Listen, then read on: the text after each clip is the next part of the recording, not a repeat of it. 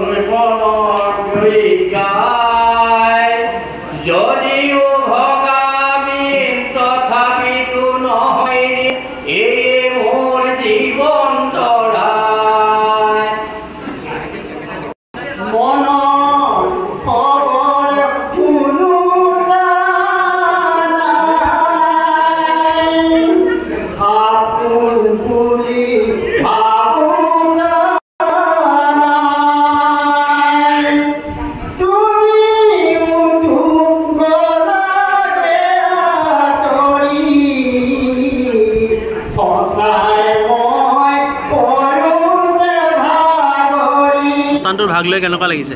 বহুত ভাল লাগিছে।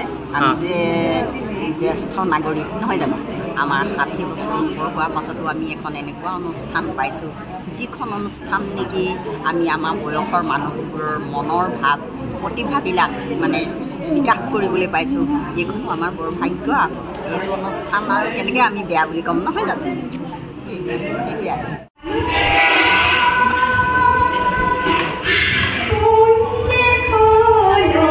Bye.